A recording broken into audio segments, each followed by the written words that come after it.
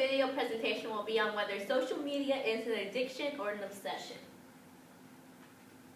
Social media sites are platforms where users can create profiles and interact with others. Social media sites have become a worldwide phenomenon with a rapid increase in usage in the last couple of years. Case studies have shown that addiction to social network sites may be the cause of mental health issues for some of those who may be obsessively using the sites. This presentation will go over the outlying patterns, motivations, and consequences that come with social media addiction, as well as try to solve these questions. What is social media addiction? What kind of resources enable the user to abuse the problem? And finally, what are some solutions to this issue? Why is social media always in the back of our minds?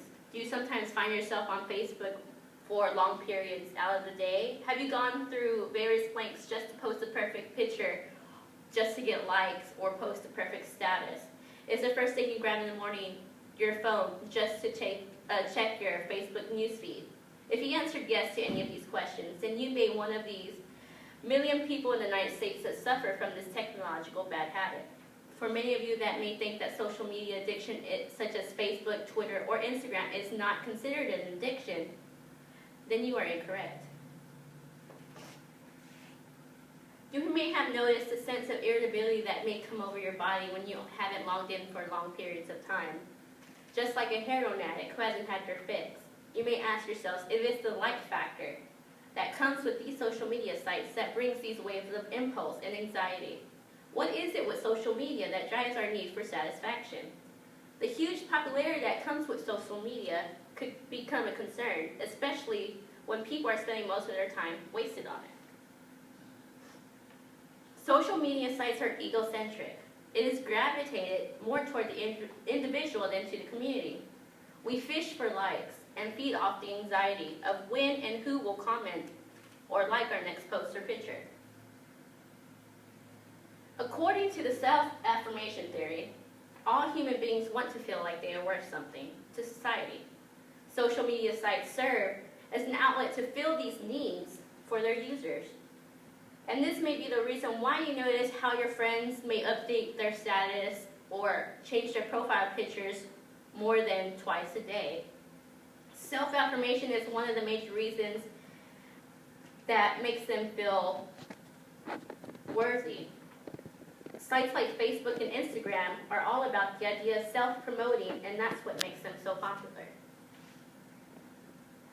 So why can't we restrain our thumbs from posting, liking, or updating on our devices? What gives us this sudden urge to post?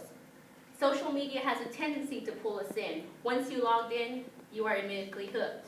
Sites like Facebook and Instagram are all about the idea of self-promoting, and that's what makes them so popular.